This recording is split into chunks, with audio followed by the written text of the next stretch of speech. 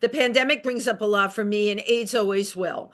Okay, the similarities are, a virus just being allowed to take over for whatever is in my brain. That's unacceptable to me.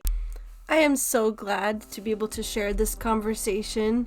There's so much hope and power and strength in this powerhouse of a woman, Wendy Kaplan Stewart. This conversation especially goes out to anybody in the LGBTQ plus community, especially the T, because the T is not silent. And with what's going on in the world right now, we are both so committed to standing up how we can to show solidarity, support, love. Wendy is the kind of person that cannot just sit back and do nothing, and she is deliberate in how she wants to make the world a better place. I knew that during the AIDS crisis, her and her husband did a lot of work to help their friends, and I was really looking forward to hearing more about that because, I grew up in Utah. We didn't get taught jack squat about any of that stuff. I'm so happy to share this conversation about queer history and what's happening now to stand up to evil. So without any further ado, let's jump into it. Hello, Wendy. It's so wonderful to talk to you again. Hi, Katie, it's so great to be back. What has it been, like 2 or 3 years? At least because I didn't have a 2-year-old baby last time we talked. Right, you just had the twins and they were little. Yeah, they were like five-ish. I don't know. Five. They were like five-ish. I remember they came on screen at one point. Yeah, they were like five-ish. Wow. Wow. And I have been wanting to have this conversation with you for so long. Absolutely. Yeah, like you are an icon of New York, aren't you? Just like the party girl, the I, model, the you know what, model, actress, I run panels, I do interviews like all over the place. I'm serious and I'm delirious. And that's what I tell people all and at the same time. And I absolutely loved your book. My only problem with it was that it was too short. I just like, okay, part two. I want to hear more. Yeah, it's just all of this takes so much time. And like I'm always explaining to people, I want to work on turning that book into a show. And that's going to take a lot of time and money to do. So I can't even project when that I would do that before I write a second book. I have a lot on my plate because that's the nature of my personality. And certainly in a city like New York, you have so many options. There's constantly candy being dangled in front of you because you can do this thing, you can do that thing. I'm out all the time. I'm always meeting people. The Yeah. amount of people, even like for my podcast, I go out and one night I'll get 5 cards of people that would be good guests to have. It's a great way to do it. So yeah, it looks like I'm partying all the time because that's what I want people to think. But in reality, Katie, I'm working. Oh, absolutely. You're a Working. hardworking lady. And the thing that when hearing about how in the midst of there's so much I don't know. Like I grew up in Utah. Yeah. Enough said, right? There was so much that wasn't taught to us. We weren't taught about Stonewall. We weren't taught about the AIDS epidemic. It was just not even a page in the history books, not even, Right. or should we say propaganda books, but Yeah, uh, that's exactly what they would say, or now they would call it a woke book, not even a page in the woke book. oh gosh. And so I've heard little tidbits of how of your story of like just how you guys were a beak, you and your husband. I'm so sorry Yeah. for your loss, by the Thank way. you. Thank you. Yes, Alan, was considerably older than me, and he left us March 19th, so we're coming up on a year. Oh wow. But we did so much together, and we met and when I was like in my 20s, but we didn't get together like in a meaningful way until the AIDS epidemic because our friends Mhm. were all dying. So And it's so that's like what brought you together was it helping brought your us together in a way where we knew we could make a difference. We got involved with an organization called Powers, Pet Owners with AIDS Resource Service. And we had one of those great New York lofts. And we were able, to give like good parties there to raise money for Powers, Pet Owners with AIDS Resource Service. What our organization did, and it's one of those things people don't think about, everybody was on AZT at the time and in the hospital because AZT was awful. And most of the people never made it off AZT. They died. But while they were in and out of the hospital, they had dogs or cats or whatever. So we had like 250 volunteers, and they would go and take care of the pets of the people in our organization. And some of the people did survive AZT and came out of it. And there's some that are still alive today, but it was terrible. It just the AIDS epidemic, just especially in New York, well, in California too, just mowed through people, killed so many people, you know?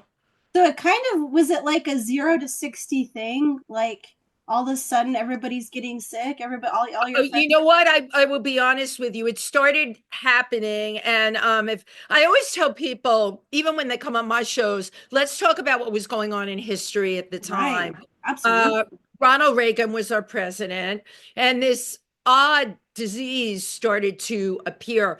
One of the first people that got it was a very famous model that my husband had shot because Alan had been a fashion photographer. And the guy was a Marlboro man, you know, for Marlboro cigarettes. Gorgeous man, you know, rugged, all of that. And he was one of the first cluster, I would say, of 50 cases came down with, you know, these marks all over their body, which they didn't know what it was at the time. It was actually KS, Kaposi sarcoma, which is related to your immune system being just decimated. So they started seeing cases of that. And then there were all the other weird symptoms, losing weight, all of it. So they called it GRID in the beginning, gay related infectious disease. I think that's what it is, or I'm what I'm giving you is close to that. And they Mm. called it GRID. They didn't even have a name for it. It wasn't called AIDS at the time. And an organization formed in New York, which is huge now, an amazing organization. It was called the Gay Men's Health Crisis. And I can remember in the early days of the epidemic, they would put tables out and, you know, to collect money. I think there were maybe they started with like 10 people, right? Really grassroots. Now I mean, they're huge. They're one of the biggest organizations. But, you know, they were trying to educate people and they were collecting money, and we were all calling it GRID. And then seemingly like within a year to a year and a half, people were really dropping like flies. And all of a sudden, you know, the famous people, right? Rock Hudson, Halston. You know, it's it's never good for anyone to get this stuff, but when a celebrity gets it, especially Rock Hudson was such an amazing person because he was so outspoken about it. You know, Mm. came out, I'm gay, you know, yeah, I have, and you know, at the time you didn't do that, right? Nobody would wave their gay banner if they worked in Hollywood because it was still in those times, you know, we're talking late 80s, mid to late 80s, people wouldn't hire you for work. There was a stigma. So yeah, everyone started getting sick. And for us, Alan and I, we were friends. We just, we had a lot of friends that were just leaving us, makeup artists, and they all had this weird disease, and there really wasn't any way to treat it. And Ronald Reagan, I brought him up in the beginning of our conversation because he didn't do anything about it. It was happening, and he did nothing. There was no, oh my God, there was, you know, it was just like people are dying, and it was business as usual. So that's why a group formed, and I'm sure you read about ACT UP. And ACT UP was originally a grassroots organization formed by a lot of very angry people, mostly men, some women, very angry about what was going on, as they rightfully should be. And they were a real activist group. They would stage protests in front of like St. Patrick's Cathedral. They got involved. There were doctors that were doing experimental things at the time, some of which I knew. And those drugs, by the way, they were experimental at the time. They went on to become the original cocktails, which is really amazing. I knew Joseph Sonnabem was one of the doctors I knew. You know, he was giving what we called off-label drugs. And there was also a movie that came out a couple of years ago called the Dallas Buyers Club. That was really, in essence, about these off-label drugs that were saving lives Mm. because ACT wasn't working. But Reagan didn't do anything, so ACT UP formed, right? And they started having these often violent protests, as they should have been, because being quiet wasn't getting anyone anywhere. And their symbol was silence equals death. It's pink, white, and black. You've seen it. So, Alan and I really got involved in all of that because it was unacceptable to us that our friends were dying. And you know what, Katie, I can honestly tell you, it's so great that personally I have a whole lot of friends that had gotten infected at that time and they're still alive today. And, they're what they go for now because they've perfected what the cocktails are. There were, like, in the last 15 years, people that did still die from AIDS because the cocktails, what they call the cocktails, stopped working for them. Again, you need a really good doctor to adjust your meds because sometimes one part of it might not work. So you need to have a good doctor. You need to also, when you've been on it 15, 20 years, you got to continue to respond to it. But I'm so happy that I have so many friends that are what you call zero viral load, which is a great thing. Yeah. Man, that must have just changed your whole like outlook on life with this Yeah, it did. happening. It totally did. I mean, I rolled into the pandemic with here we go again. Oh, The pandemic brought up a lot for me, you know. And it's still, you know what, Katie, you brought it up, but it's still the pandemic brings up a lot for me, and AIDS always will. Okay, the similarities are, a virus just being allowed to take over for whatever is in my brain, that's unacceptable to me. I expect better. Okay. During AIDS, they should have been moving a lot quicker. I hate that that virus came really out of left field. I've read every book on it. They think it started, they never quite figured out how it came from Africa and jumped to the human race, but that can happen, right? I always tell people primates share 97% of our DNA. Some people say 98. I bring up the primates because I've made films in Africa and observed chimpanzees and gorillas and their family structures and everything. I also know I've had to wear a mask in the field so they don't catch what I have. That mm, even if I'm perfectly healthy or you're perfectly healthy, we could have things in us that right, if we get too, if I pick up that baby chimp could get something from me. right. So I don't think it's so definitive how it jumped, into the human race, but that's exactly what happened. And, the original story, what do they call it? Patient one or whatever was a flight attendant that's how it got here. But no, you know what? At the end of the day, it's like the pandemic. I don't care how it got here. Why weren't you on it? Yeah. Why, It's not what, an excuse. It's not an excuse to like, oh, well, let's pick somebody to be racist about. Like, it's right, just, it exactly, is. exactly. Who we're gonna point of, I don't care about any of those things. It's unacceptable. Okay, look what happened with the pandemic, right? We hear the stories, bats in the marketplace. I think that that's garbage. Um, More than likely a lab where something got out. What do you mean something got out? Like, and not only did it get out, it had maybe when it could have been contained, we could have done something. But the second colossal virus took out the world. That's what it did. It took out the world. So getting back to where we were originally, both of those things really impacted me. And now, after going through AIDS and all the people I lost, because you never forget that, and you never really move on from that. And thank God there's a bunch of sites on Facebook. One is called AIDS Memorial, and Mm, I'm a member of it. That constantly post pictures of just incredible people and a whole like page of who they were, what they did, and people will chime in and say, I knew that person. It's a way of keeping their memory alive. I believe in keeping memories alive. absolutely. So let's So, fast forward to now, right? And the United States of America. I am so afraid because of the administration that was I don't believe they cheated this time. I believe they were voted in, and that makes me sadder than anything. Katie, I know you're from Utah. Utah's one of like, I cannot imagine being LGBTQ in Utah now. Like you were saying, you never grew up with any kind of knowledge of Stonewall or anything. We I didn't mean, even get sex ed. We didn't even get the right, banana conversation. We got nothing. you got nothing. I think now you're going to get even less. And um, unfortunately, on the LGBTQ spectrum, people live everywhere.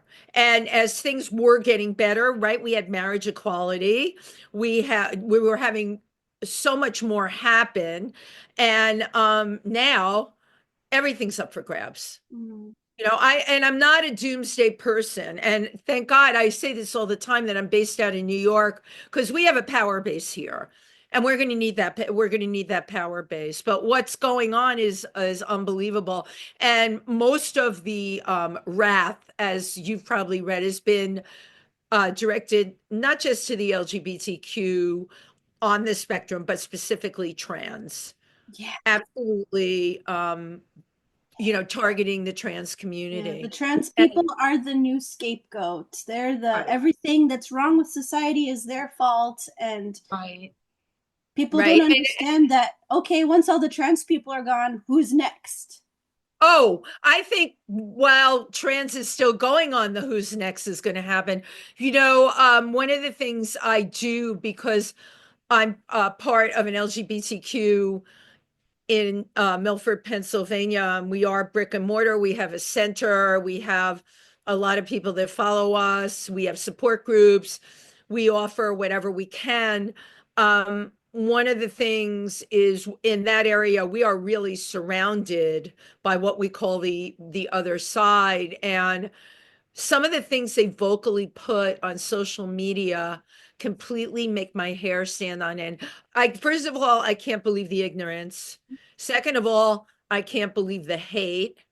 And third of all, because of where we're at, this is not freedom of speech. This should be completely illegal. We had someone from the government office, a trans woman who went on to be put in Biden's cabinet, and she was put in charge of health.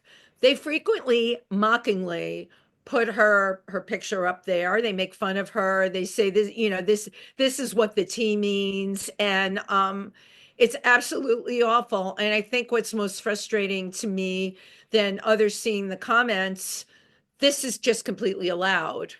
Mm. And people are like, well, you can just scroll past it. I will never be the person that scroll past anything like that. And to the best of my ability, I'll always be a whistleblower. But right now, all of us that want to try and make a change, these are going to be what I call community groundswells, getting together. I don't know what we're going to be called to do. Like if people that are transgender, they outlaw their hormones, and they're, of course, in some states they're doing that, but you can still get that. But what's going to be the solution to that? Well, we're going to need legitimate underground ways to get hormones to people. But while we have the legitimate ones, what is it going to cost? And then, of course, there's going to be all the illegitimate ones that, before people I knew even 12 years ago that were going to transition out in rural areas, a lot of them were buying, quote unquote, their hormones on the black market. They don't even know what they were getting. So it's so scary. It's like, it's going to be like backroom abortions. Are we going to go back into that again? When you were talking about these things happening to trans people, it made me think of that thing, silence equals death. Yeah. Yeah.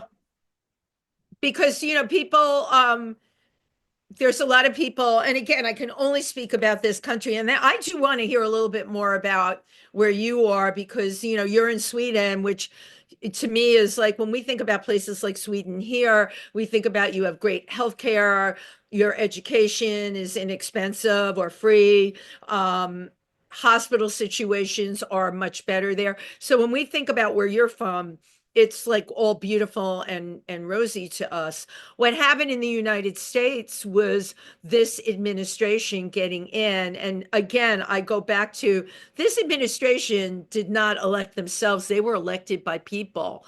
So, where did the ill informed, lack of education, and pure homophobic, anti Semitic, Mm. okay, racist hatred come from? How did that come up here? What brought it up? Well, a one short answer you're probably aware of is religion and the mistranslation that put the word homosexual in the Bible in 1946. Which has already been misproven by many.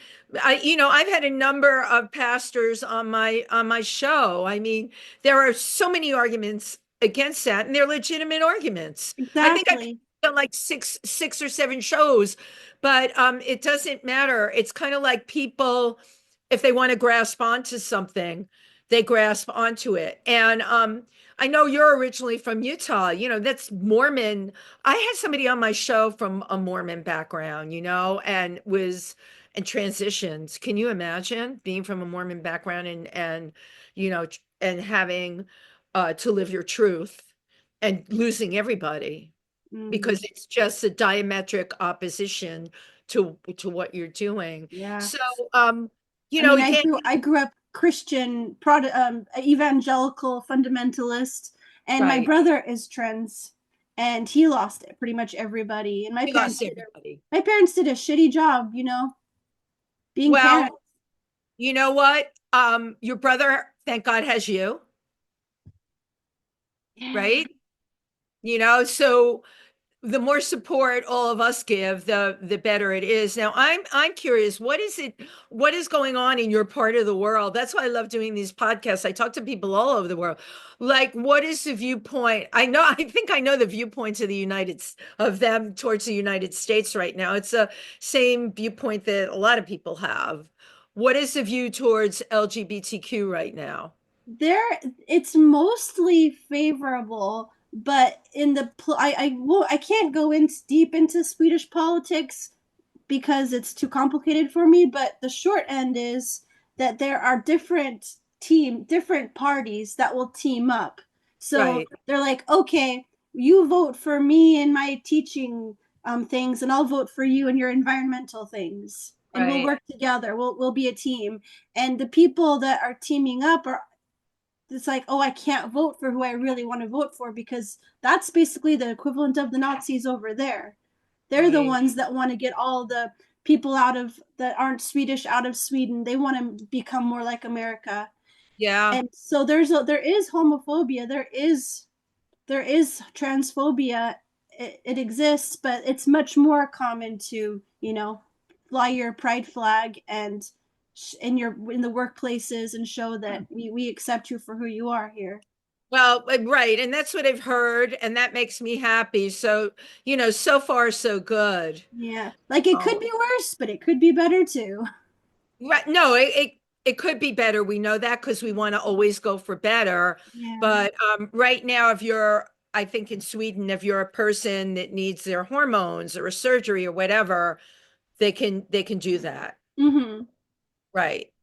Yeah. The Yeah. big fear here is initially there were a bunch of surgeries canceled Mhm. they were for young adults under 21, and I hope I'm quoting it right. Maybe it was under 18, but surgeries were canceled. I don't think that that's happening right now. But the problem with what's going on here, Katie, is the fear people are living in, like not knowing day to day. Like, imagine that you're a 55-year-old trans man, and for 20 years you relied on, you got the surgery, and you relied on you have to have those hormones.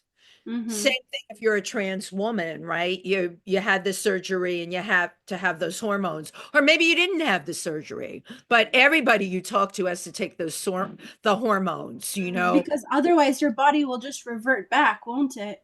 Yes, your body reverts back. And I compare it to like taking away insulin from a diabetic. how could you do anything that cruel to somebody?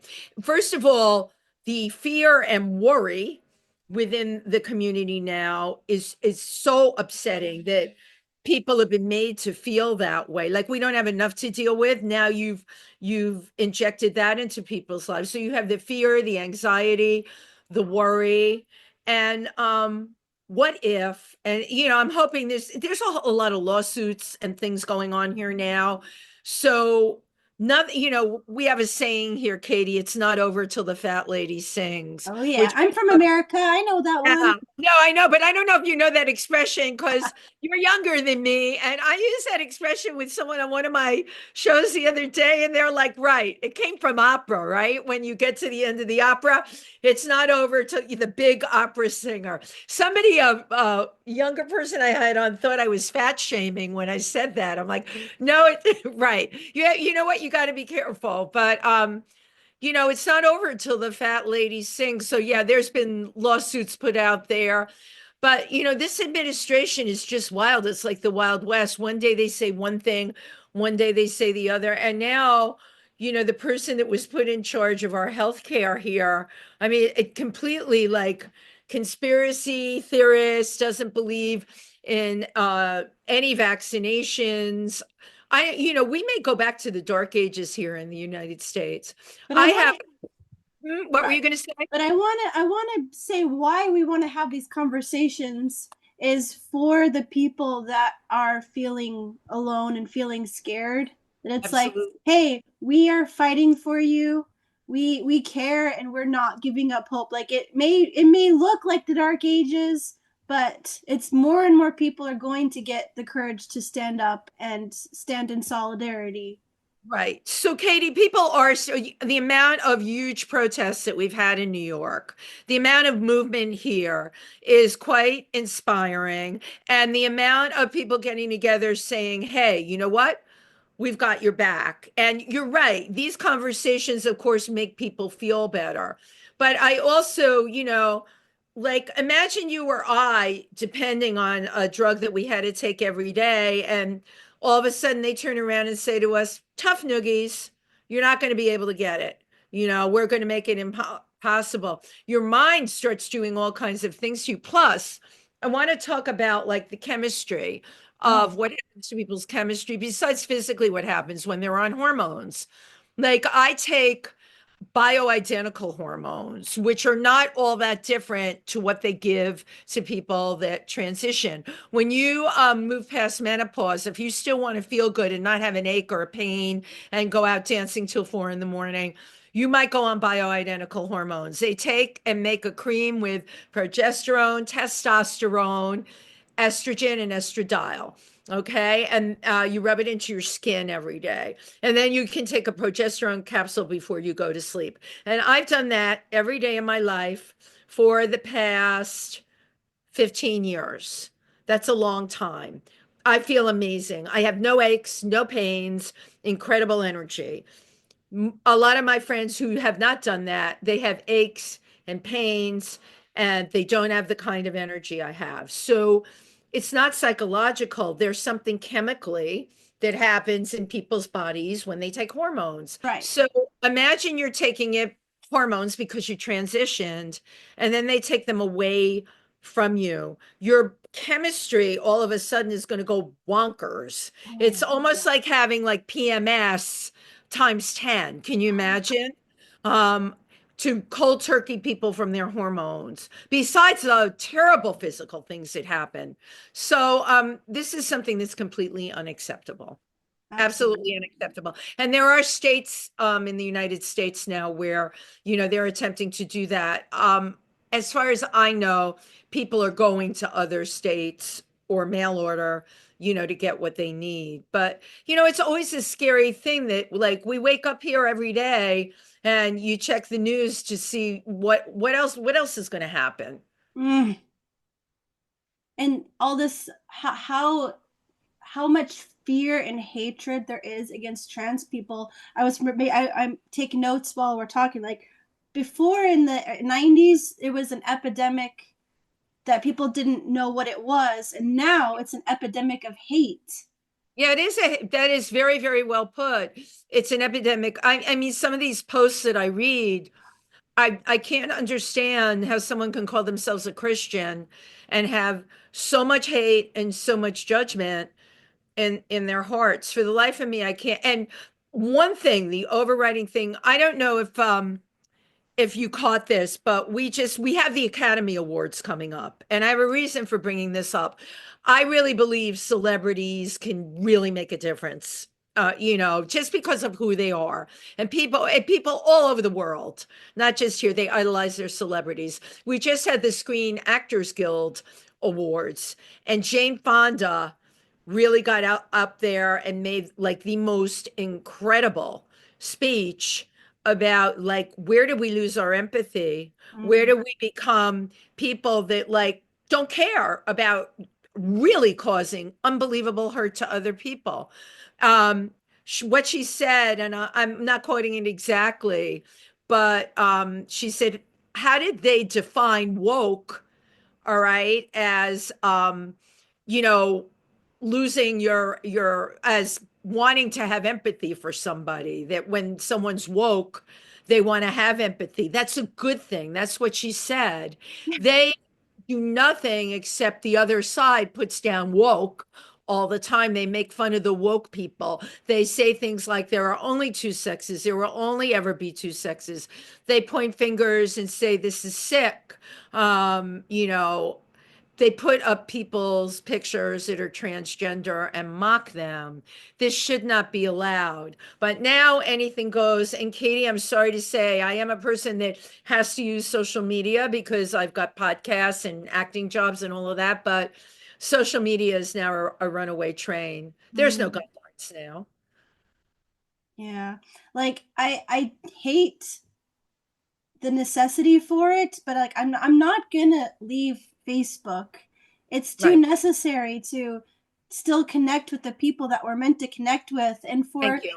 and for the trans people out there that some people you just can't learn a new social media. This is your safe space. This is where your friends are. This is where your community is. You can't just expect everyone to abandon that. Right. Right. Exactly. Although a lot of my transgender friends have left Facebook for Blue Sky, Yeah. or just even they have private groups. And Yeah. I totally get it. Because Totally. who wants to go on Facebook and see horrific remarks? Because now things aren't being even filtered the same way. They used to like profile you and send you ads and things that kind of went with your way of thinking. Now I'm getting stuff from Elon Musk. Like, and they have a thing you can hit that says, "Do you want to see less of this?" And I'm like, "Yes, I do. Absolutely. I'd like to not see it at all." So, right now we are in a time between times, and I tell everybody that we can't call it out. And we can't call out what's going on in the world. Look at the world, Katie.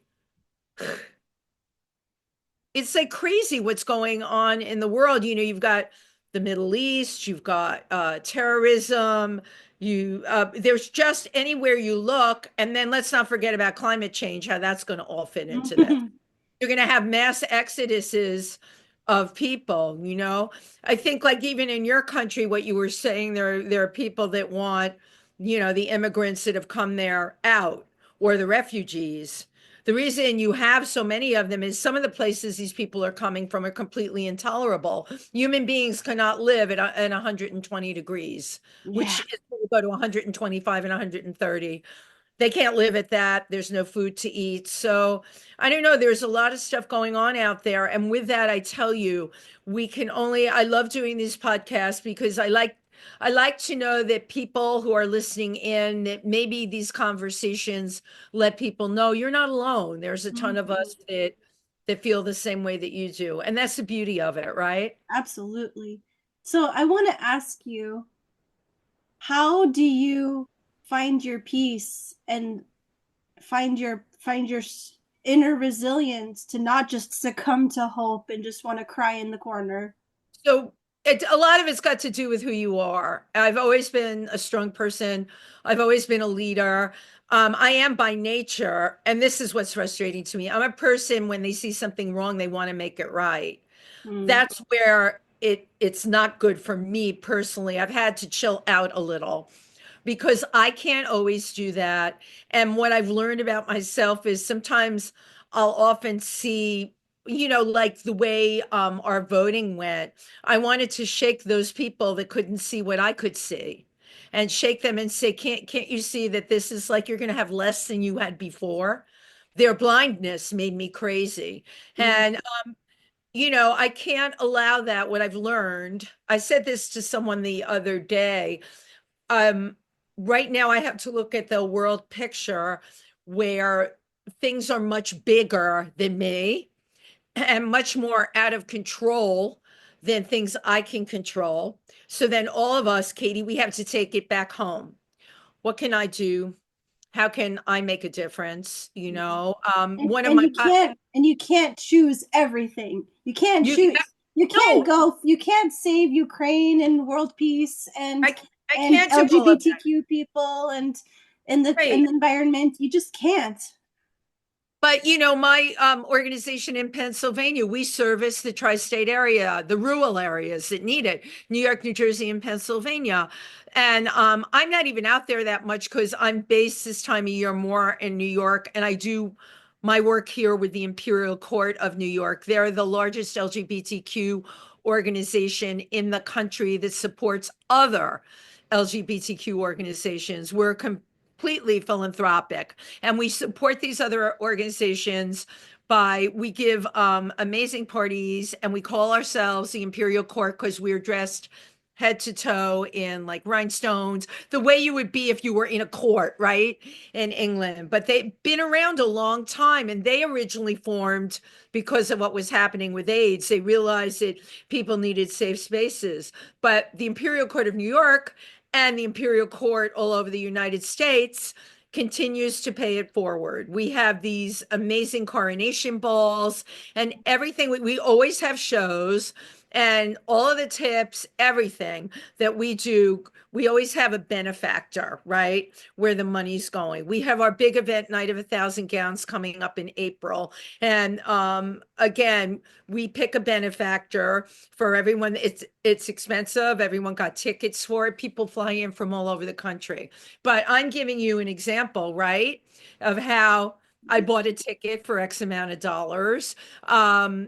I'll do whatever performance, although I didn't sign up for anything for this one. I just want to go all dressed up and just talk to everybody. But again, community, bringing it together, raising money. Whatever's going on out there is going on out there, but we will raise money for a benefactor from that. We just did a show about with all Broadway show tunes and all the performers in that show. I think there were 12 of us. People came to watch us perform. We either lip sync or sing.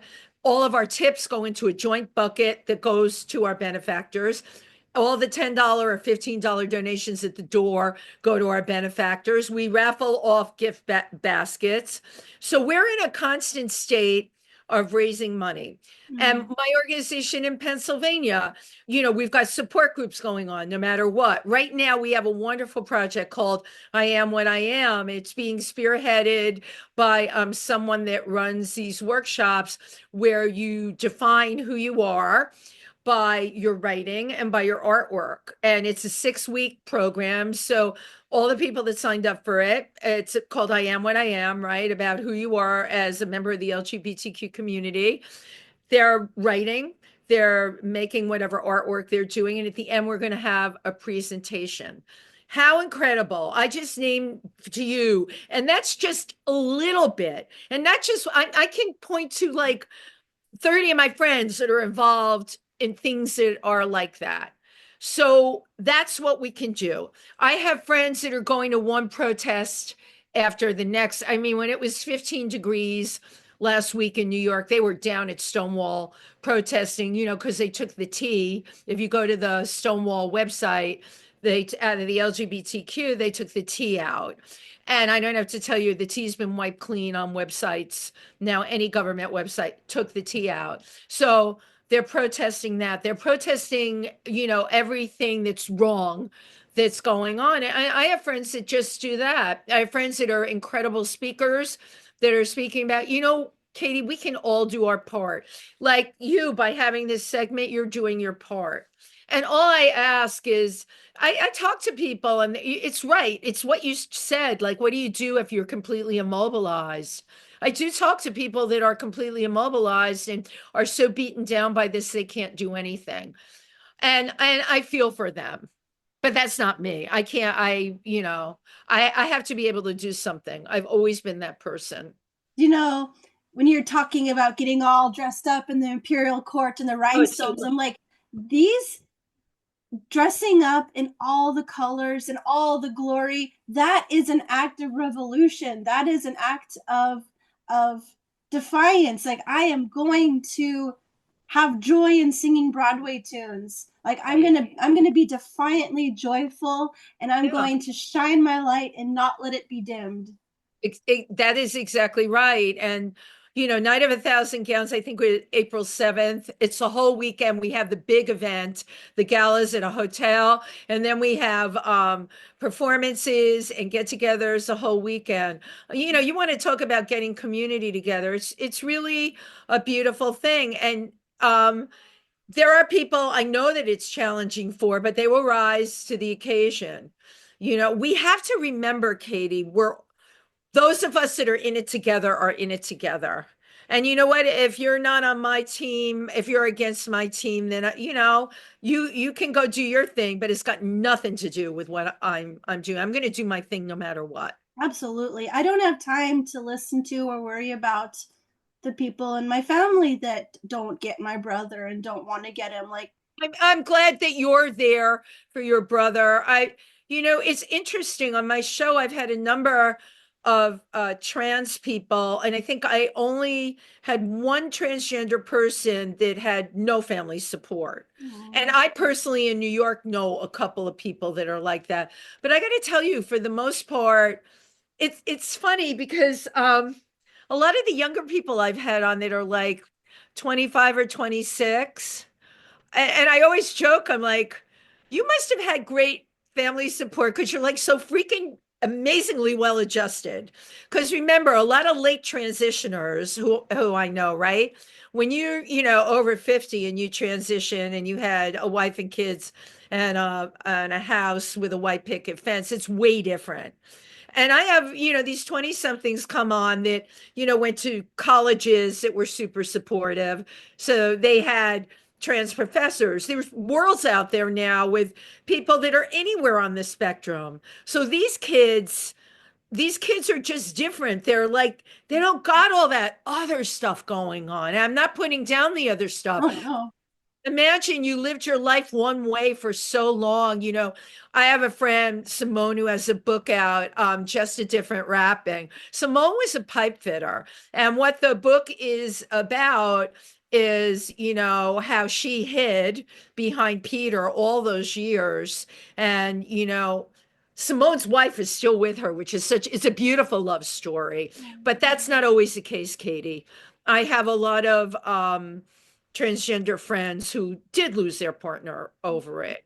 So you think about people that are late transitioners. I always like to break this down from, like a young generation that just can live their truth and we're completely supported by it. And then people that are over a certain age, it's a hell of a lot more challenging. It's really a hell of a lot more And challenging. that's what we Be empathetic. and we need to tell the stories so that Yeah. the younger generation will know how much people had to fight for to get to where they are, Right.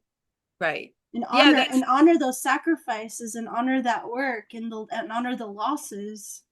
right. Well, it's funny you said that because my co-host on my show, If These Walls Could Talk, our celebrity interview show, Tim Moss is an amazing activist and does so much in the LGBTQ community. And I know he often feels like a lot of the kids that have come along, they're more concerned with like pronouns than the fact that like all the stuff that was done by people my age and Tim's age who laid the groundwork Mm. so it would be better, for them. And I know he often feels, and we both feel that way. Sometimes we feel the kids take it for granted. I don't know. There's always going to be generational things. And I've worked with an organization called the Generations Project that through storytelling, and I love this. They're an LGBTQ organization. I know I'm giving a million shout outs, but I've worked with all these amazing things. Generations Project does these workshops of storytelling, and they'll give you a theme. I'm going to give a general one, like, what was it like for you when you came out? And, I have a friend who was living in Taiwan, and she's now a member of the Imperial Court, but I met her at the Generations Project, and I was assigned to her group to help her write her story, right? And then after 6 weeks, they get to present their story to an invited audience. My God, and the thing about it, Katie, it's all different generations, right? A person can be 70 years old whose experience of coming out would be totally different than someone that's 22. Yeah, So, yeah, it's important that we get our generations to overlap and have respect for each other, to absolutely. understand what came before, and then, take that, if you're a young person, take it into now. Yeah, it's like we gotta break down these silly little dividers. Like there's some wonderful boomers. There's some boomers that are stuck in the propaganda they were raised in. There's wonderful. Right. There's a lot of people who think millennials are still teenagers, and we're like, we're coming into our 40s here. Do you know, it's so funny that you said that because, right, I was talking about that the other day, and someone said to me, Wendy, millennials are in their 40s.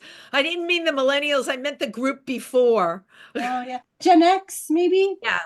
I Yeah. meant Gen X. I didn't mean them. Right. But even I get those terminologies confused. But you know what? I love now the 20 somethings. A lot of them that are around now are extremely fluid as people. They're very defined in terms of what they are. And I have great hope for them coming up, that they are going to, we need activists, Katie. We need the Yeah. people that are going to carry it forward. Yeah. And like when I used to be a missionary with a theater company, and it was a really interesting experience. I traveled around the world, and one of the things that was probably the best for me was coming from this Pentecostal evangelical background was I performed in Anglican churches and Catholic churches. Wendy and I had a bit of technical difficulties this time. So I got the experience of different churches. I got the experience of seeing this isn't the only way to do it. I worked with people that grew up different brands of Christian and stuff, so I could see, okay, we are all different ages, but we all respect each other. We all come from different places. We respect each other. We can put the little things that are super important to us about our faith, just, gently place them to the side and not worry about them. Like if you're a Catholic and you pray to Mary, and I don't think that you should be praying to Mary, we just put that to the side and we just focus on the goal. And I feel like that's what we need here is, okay, we can respect people's pronouns, and we can teach them about the past. We don't I have to, like, no, just listen. Like, we can listen to each other. I think Well, that's the yeah, it's point I about was going towards. yeah, you have to listen to each other and respect, and also respect where the other person is coming from. And I hope going forward within the LGBTQ plus community that happens now more. Yeah, because And if we keep especially, focusing on what divides, we're never going to get anywhere. thank you very much. Yeah. Yeah, absolutely. Although, I've had a lot of discussions about this in the transgender community where, they felt a lot of the L and the G, more the G than anything, did not have their backs and were not supportive. And that is, I have to tell you, even from my own experience with that, I found that to be true more times than I care to count. So maybe, the protests and things that we've had here in New York have been everybody saying, "Hey, we got your back, and what's going on is unacceptable." We'll see what happens going forward. There's still a lot of even within our community that people think, oh, well, this is just targeting trans. They're never going to get around to the rest of the letters on that spectrum. And I beg to differ. And, they'll get to the letters on the spectrum, and then they'll get to color. Okay. And then they'll get to religion. And to me, we all have to right now do whatever we can because we have to try and nip this in the bud. Hate is rising all over the world. And we gotta love even harder. You know? Yeah. Yeah, but I always say keep your eye on the prize, know what it is you're trying to affect, know what it is that you're trying to change. And for me, like every day I embrace every day because every day for me is some positive thing. And I'm not living, where I have all these amazing things happen to me. I create situations so that that will make me happy and will keep me satisfied. I know what I need, in this world. But Yeah. even, Katie, even for me, it's been frustrating lately. You read this stuff on social media or, you read the news and I have to take a breath and remember Because what I can do as a human being. yeah, yeah. Look, back in the day when I was talking to all you lovely people through Eileen, I had a wonderful conversation with John Butcher about that. Oh, About John Butcher, my God. yeah, Another like one. 4 that years. was that was a beautiful conversation about just finding your peace and not letting yourself get swallowed up He's in so cool. all the things. Yeah, he's awesome. I'd love to talk to him again too. Just reach out. I told Eileen I was doing your show, and she's like, "Oh, Katie's great." Yeah, Because I I'm gotta. doing so we're still having again, I'm so lucky I live in New York. This Monday night is the Get Out Awards, and Get Out is the only gay magazine. We call it a gay rag. It's got a lot of advertising. Eileen does all the interviews in it, and it's the only like surviving gay magazine that's left, and you can get it. It's distributed in all the clubs, and we're having the Get Out Awards, and Eileen's of course a part of it. I'm a presenter, and a number of her people are going to be performing there. But what's so cool about it, Get Out magazine is a magazine for the community. It's filled with ads, and it's there to totally support the community. It's the club scene, it's the bars, it's the clubs, and we will be giving out awards to the best bar, the best LGBTQ organization. And I constantly have opportunities to come together. But again, I because I'm sharing this with you, I live in New York. It's very different in other places, which coming full circles, that's why I like these podcasts. I like people to be able, if they're living in some town right now and they just feel such despair, they can tune into a podcast and know, that like there's other people out there that feel the same way you do. Yeah, and there's people in New York fighting for you right now. There's people and in LA, not, a lot of the big cities have just, Mm. they've really risen up. It's much easier to do, Katie, in a big city. We've got so many people here, so many opportunities here. This is a tough city, New York, and we have a humongous gay community Mm. and our clubs, lots of bars. And what a beautiful thing. That's why it's so funny because people say, "Oh, do you think you're going to live in New York your whole life?" I can't figure out where else I would go, so I stay here. There's people that there's areas of Florida, even though their governor, ooh, but like Fort Lauderdale, Wilton Manors down there, big, big gay community. But I tried it for a little bit. It just wasn't for me. It's not New You're a New York. York girl through and through. I am. I feel like I can walk out my front door and change the world here. I don't care how delusional it is. Yeah. So, is there any last thing that you would like to say to the people listening to this that you just want to say, okay, come closer to the screen. I want to look into your eyes. I want to look into your heart and talk to you. I would like to just remind people who are listening, if you are in a bad headspace right now, if you're not feeling safe, if you're frustrated, if you don't know what to do, just remember you're not alone. Okay, what we tried to show you here today is, people like myself and Katie, we're empathetic people. We're people that are doing things to make a difference. And guess what? There's hundreds and thousands of us out there. You just have to know that we exist. Okay, take a breath. All right, wake up in the morning, embrace the day, be glad that you're here. You're worth it. Absolutely. You're worth it. And it's gonna get better, darn it. Yes, I agree. Yeah. All right. Well, thank you so much, Wendy. You The way can- that I end my conversations is I give hugs. big hug. And I always like to take a picture. Oh, So, yeah. do you remember I always used to, these are so great taken off of the computer. I love them. So, smile. So thank you so much. Bye. Oh, you're so welcome. Big thanks once again to Wendy, a warrior in sequins and high heels. This has been the Epic Kate podcast, a place where I have conversations to bring perspective, compassion, and curiosity. If you are feeling overwhelmed and sad and scared about the state of the world, I want you to have so much confidence. I want you to take some peace from this, knowing that there are people that don't know you that are fighting for you, fighting for your rights, fighting for your right to exist.